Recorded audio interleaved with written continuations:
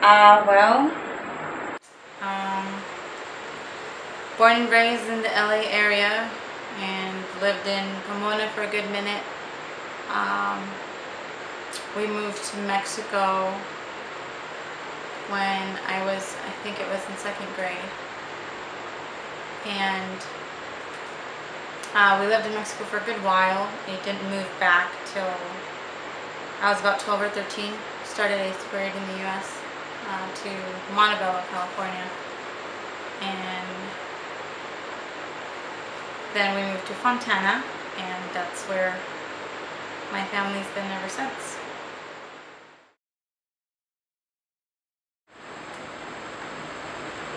I'm doing this video to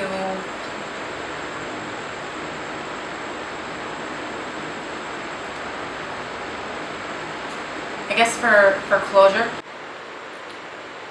for awareness, for information, for strength, for Sophia.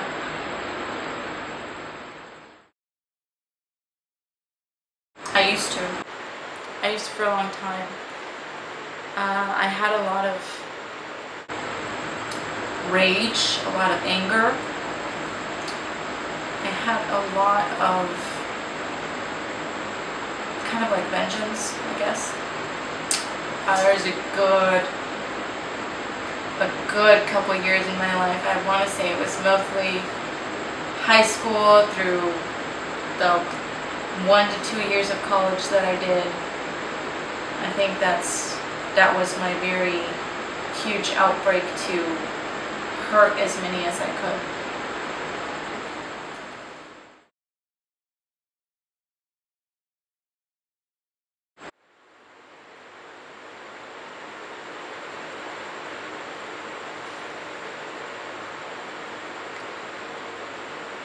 So many things and nothing.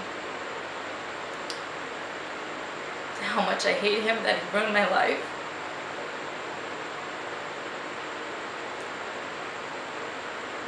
How he ruined every single part of innocence that I had.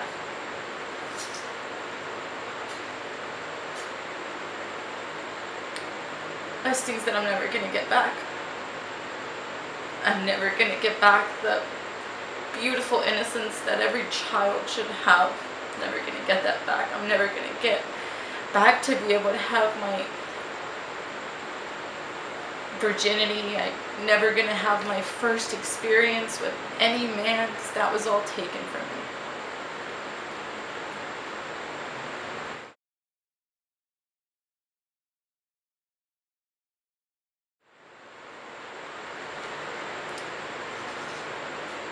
I felt a lot of hate towards myself.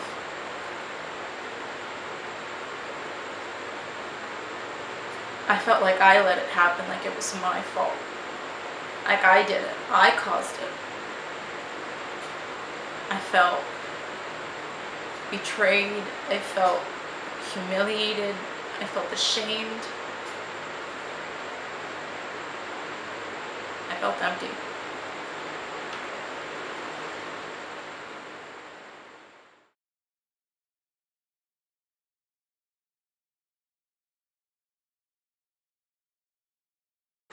Reading,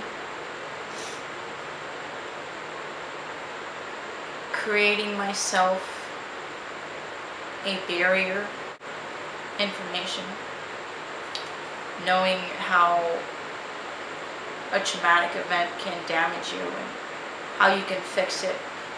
My friends have helped me, my family has helped me. Now that they know, my family's helped me.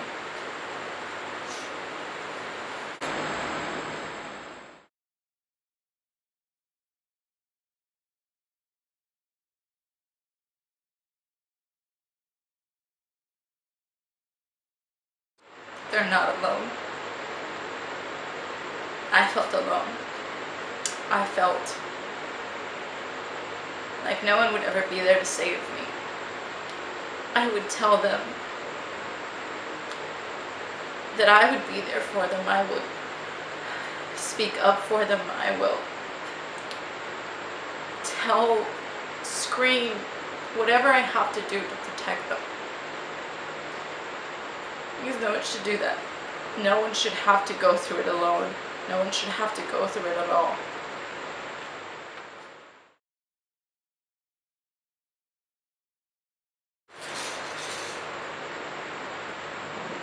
When I first started to be able to talk about it,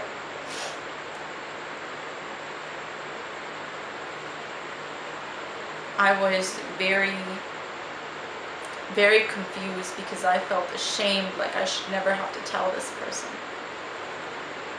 I had to tell. It was an ex-boyfriend of mine. We weren't dating, we were just talking.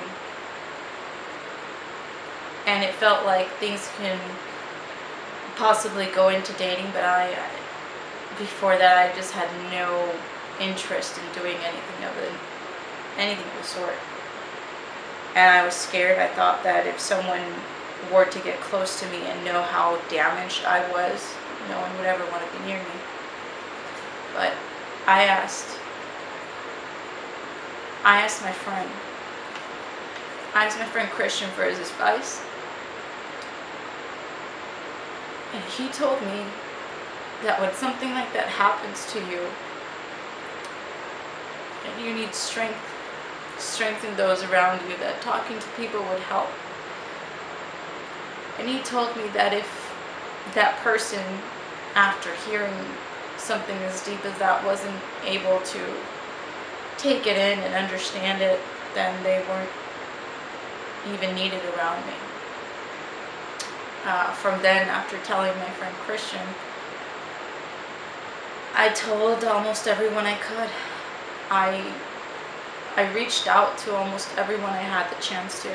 I told all my military friends. I told Alyssa was one of the first ones I told, and I felt like she would understand because she was mature and older than me.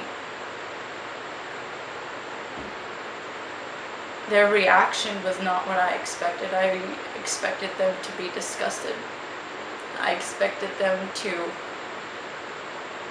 question me, I guess. I expected to be attacked. And that was never the case.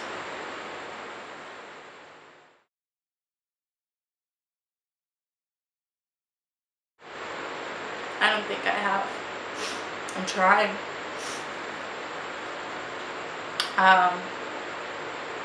I truly believe that when this happens to someone, and if they don't feel ready to go and talk to the police, the psychologist, I think just simply reading psychology books on the subject, reading other people's stories, hearing other people's stories, the simple comfort that you're not alone is an enormous amount of relief. If I had the ability to help someone else cope with what happened to them, I would feel like what I went through didn't go to waste. What I went through has taught me something. Everything is a lesson. Even the worst. I think that's what's helped me cope.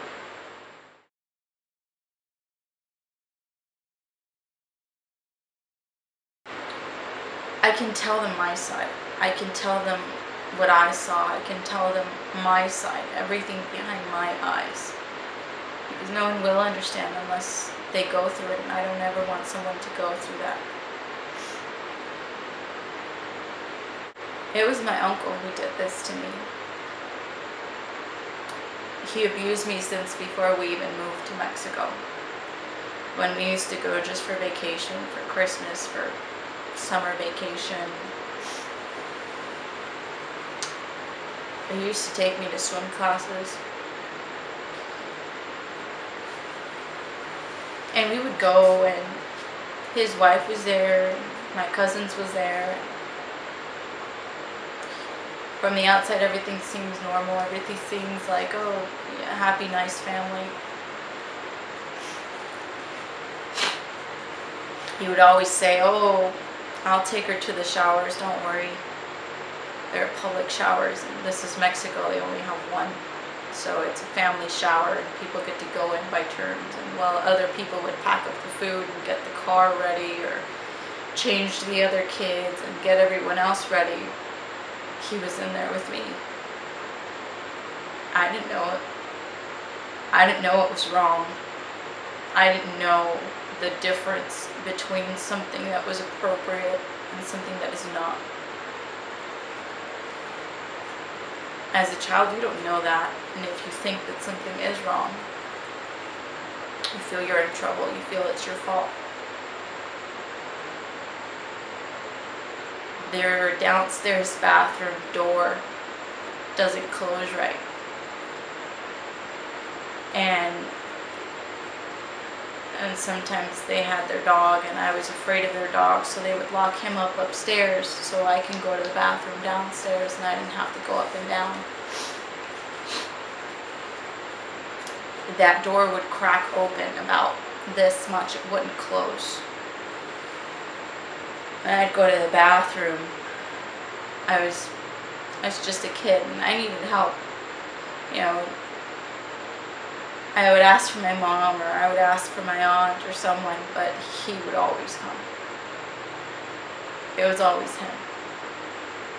The door was cracked. People could have came in and stopped him. People could have came in and said something, but no one ever did. No one ever came for me.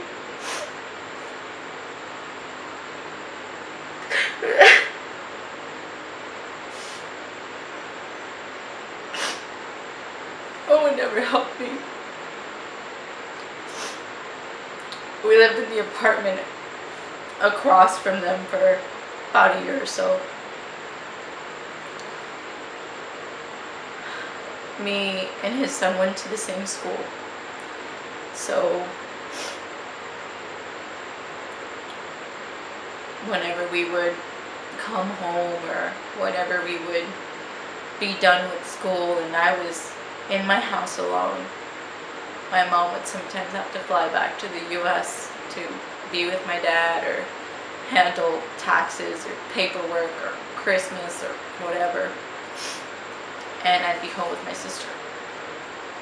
My sister had school, my sister had her social events, so I was just a kid. I'd stay home. I'd do my homework, which I was horrible at.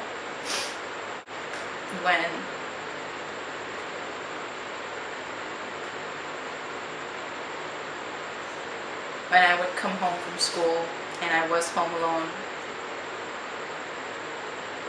I would just have to go and lock myself in my room. I'd build a castle, I'd hide myself under everything.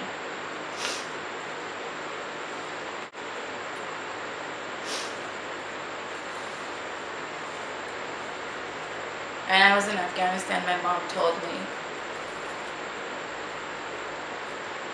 She told me that one of my younger cousins had inappropriately touched one of my nephews. And my first thought was that. My first thought was that he found someone else to do this to. I didn't tell my mom anything yet. I just told her that that was the classic sign of sexual abuse. And that she needed to talk to my godmother. She needed to talk to her mother and tell her that something was wrong. My mom did, but of course she said nothing had happened and everything was fine.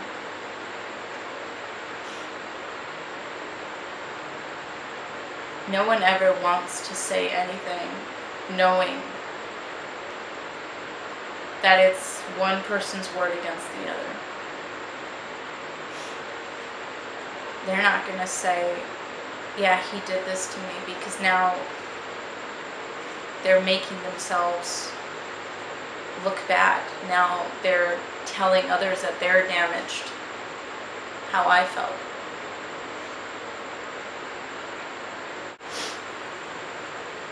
in Mexico has doubted me, has questioned me a million times more than they've questioned him. They keep saying things like, oh, the truth will come out. Oh, time will tell who was telling the truth. I'm sick of that. I'm absolutely sick of that. Because that's what always would make me not want to say anything.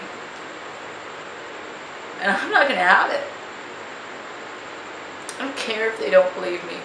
I don't care if they think that I'm causing this huge damage to the family. Yeah? They've only been hurting for about a month or so since I've told them. I've been suffering with this since I was about 4.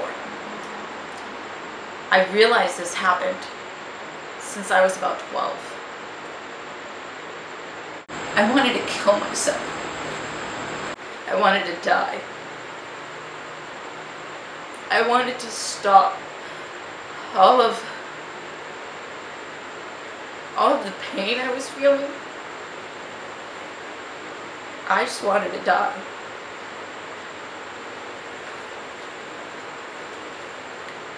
I shouldn't have to feel that way.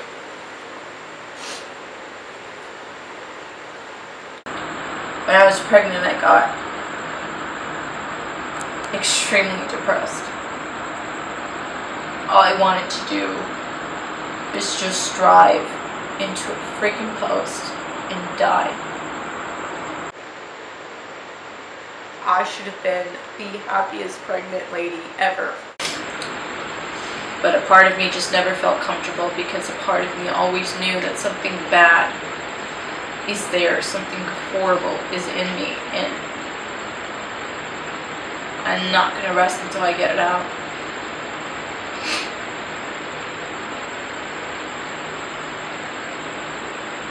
I have cousins who have told me that they are no longer related to me. They want nothing to do with me because all I am doing is making up lies.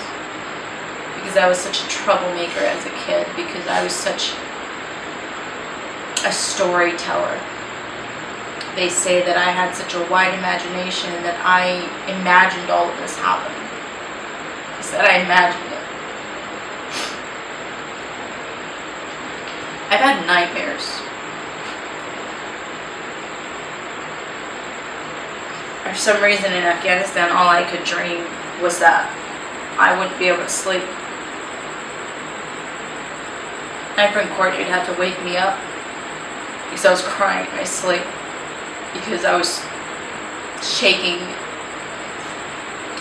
She'd wake me up because I couldn't do it.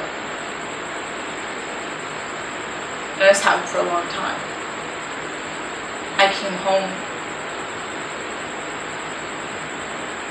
and I didn't want to be alone. I couldn't be alone. The minute my husband would leave, I felt vulnerable. I felt like it would happen again. Yeah, I didn't want to be alone.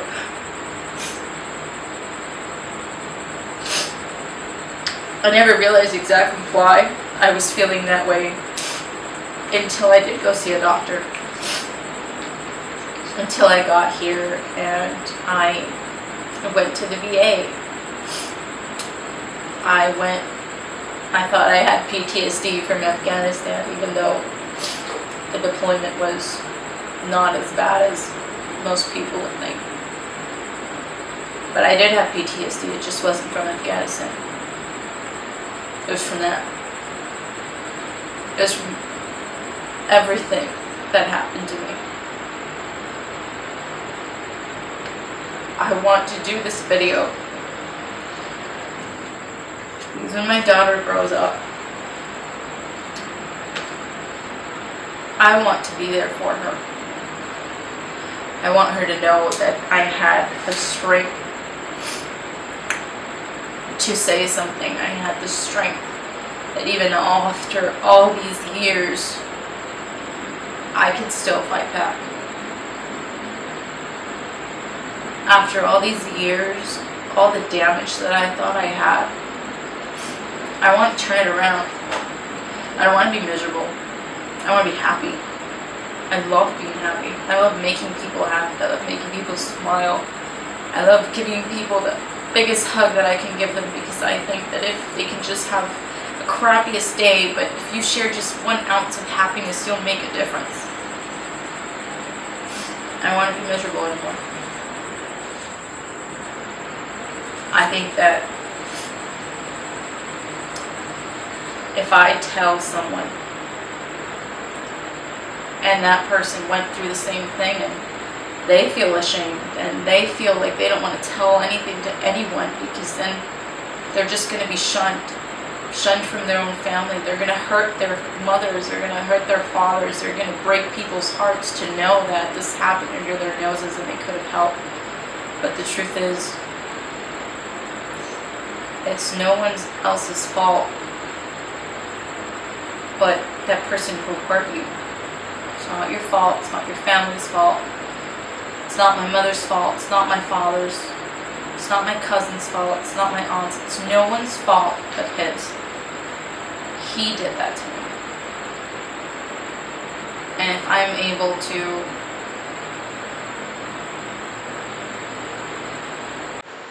make a difference in one person's life, if I'm able to give one person the courage to go and seek help, to go talk to someone, go tell their best friend, go tell their husbands, their wives, anyone, then I did the right thing. And I don't want to be able to not share my story and then someone else is going to be alone. And I can't have that. I would have wanted someone to be there for me. So I'll be there for them.